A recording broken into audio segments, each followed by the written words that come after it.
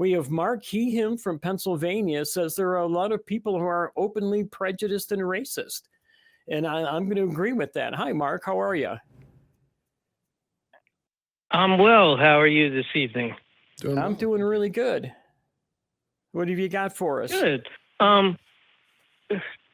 It's a little obtuse to a certain degree, but as I've grown older, you go through life, and not to paint with too much of a broad brush, people are often, as I was growing up, it's like, well, most people are good, Mark.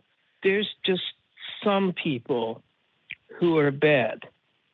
And you don't give in to that. Don't give in to, sadness or hatred or bigotry. And as somebody who was raised in Judaism, although I am an atheist, I went, for 5 years, 3 days a week.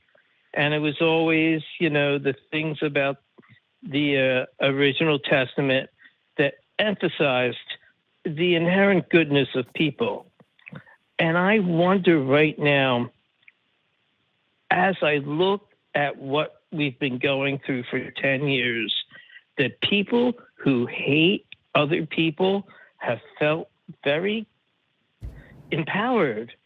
And it really saddens me that it's like maybe human beings aren't these noble creatures that were made up to be, because it seems like at a certain point you pass the tipping point, as Malcolm Gladwell might have said, that most human beings are just, the potential for hatred is everywhere.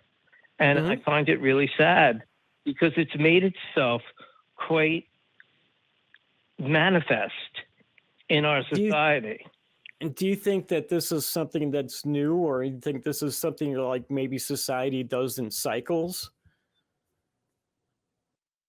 I feel like it built up to this. I feel like what's going on now, and I can only speculate, when people talked about how the 60s and early 70s profoundly changed American society. And I feel like what happened in the last 8 to 10 years is a pushback to that it's like, we don't want people to have equal rights. We don't want to look at people of color, as equals to us. We don't want to have women have control. It's all just suddenly come back in a really powerful way. And I'm like, have I been wrong? People aren't inherently good, and that the human race really is its own worst enemy, if that makes any kind of sense. Well, I'm going to agree with both, though. Well, I'm going to agree and disagree with her. I think people are good, inherently are good. I think there are a group of people that are generally not good, and they kind of spoil it for everybody. I think that I don't know that this is pushback on those ideas of the 60s and the 70s so much as it is there was pushback in the 80s. There was some pushback in the 90s, and it became normal to have that pushback. So we had this time period for a while where both sides were kind of strong and being, there's a little bit of tug of war. And then we had it after the Knots, let's say the Iraq War, around that time period, we started really pouring out hate and vitriol for certain groups of people, especially after 9/11. And it became fashionable to hate people again. I don't think this is anything new in our history. Let's go back to the 1850s, saying the Know Nothing Party and how they had so much vitriol for immigrants coming over here. Sure. Exactly the same thing we're hearing today, right? And this is almost 200 years later. So like I said, I don't think it's anything new, but I think it has become fashionable lately to be hateful. And I don't know that that type of feeling generally lasts that long in society. Generally, it dies off after a decade or so.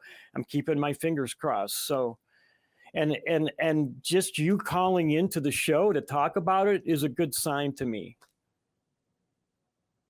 Because I'm not going to talk about politics or, one person or this person, just simply what people are, because we live in a world where there's television and interviews and people are speaking their minds like they never did before.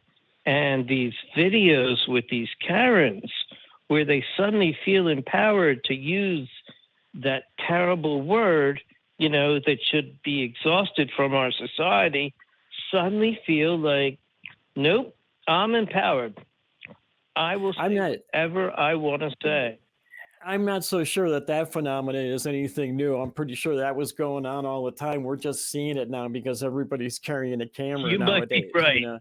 Yeah, I think the advent of the internet has a role in this, that like previously, the bigoted person in their small town was just the bigot in their small town. And now they have a megaphone through which they can express their view to the rest of the world, and they can find agreement amongst other like-minded individuals and galvanize. And I think humans tend to be naturally collectivistic, and so if they see that there can be part of a group or an interest group or what have you, even if that's one for bigotry, that people like that. They like to feel validated in their beliefs or opinions, even if it's educated or uneducated. And so I think we're seeing that, and it probably started small. But as more and more people become invested and they start to see more and more voices getting into larger and larger platforms, greater and greater levels of legitimacy socially, it tends to be more, it gains more followers because people want to be part of that in crowd. And sadly, the thing that's bringing them, that galvanizes that quote unquote in crowd, is hatred towards another group or the other. And we're seeing a really bad manifestation of that right now, unfortunately. I mean, I feel like the pushback is finally coming without, naming the part of our, body politic, as it were. But it's just been like for the last few years, I've heard this word on a regular basis that I never heard as much before. And people feel fine saying, and empowered, and if it wasn't for them, and I'm like, are we inherently noble, or is this a work that, 50,000 years later, it's still in progress? Can human beings get their act together that life is precious? Every day should be, precious. And so many people just spend their time hating. And it just seemed like we were intended for better than this. I mean, I don't know if there's any kind of implicit, like the universe had an intent for us, but I think we're capable of great things, and I think we're capable of great empathy. And the more and more of people see us standing by those values of empathy and caring for other people, that we can become that in crowd. We can become the crowd that returns as the voice that's trying to move our society. But it's a journey. It's always going to be a constant process.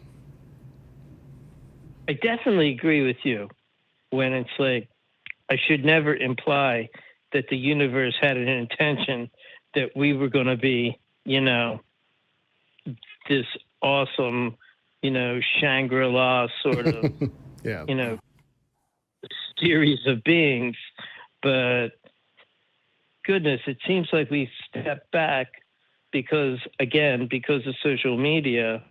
It's like everybody that wants to say something nasty has a platform. And I wish it was a little bit better.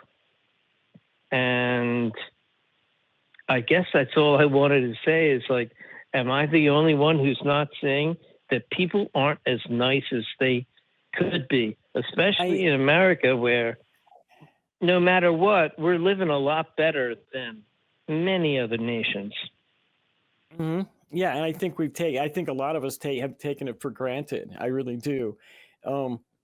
I just had a thought and I lost it when I thought of that instead.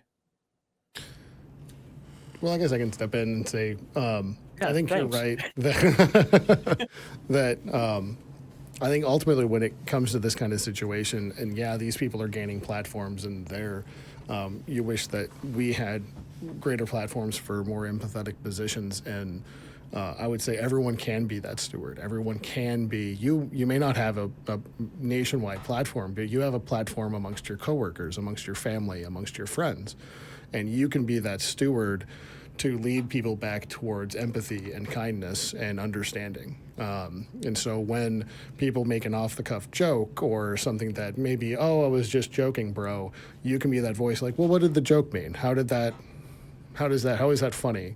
And you can be the steward to try to encourage people to be better and to do better. It doesn't have to be left up to the media or social media or these actors that are on a massive public stage. We can all do it in our own lives and try to make, even if it's the smallest difference, it still matters. Mm-hmm. Mm-hmm.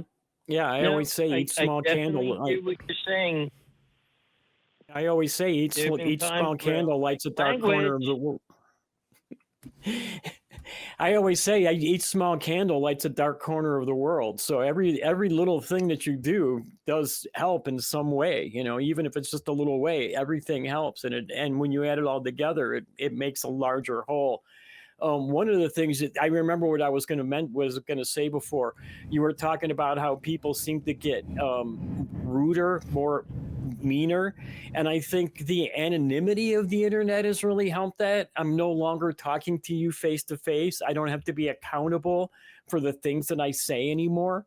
I can say it and nobody's going to say anything back to me or even know who I am saying it for the most part. And I think that has brought out some of the worst in the worst people, some of the worst actions in the worst people. So I have to agree with that. I don't know that people are actually meaner. I just think that we've taken a wall down that people used to have in front of them that they're not worried about anymore. If that makes any sense. I can definitely see your point. And I didn't comb my hair right then. And this any longer because it was. I love talking to you guys, and I hope I contributed to the show and the thought process. And have a great night. You too. We really appreciate you calling in, and you definitely added to the evening. Thank you, Mark. Thank you very much. It was really good to hear your viewpoints on that. Appreciate it.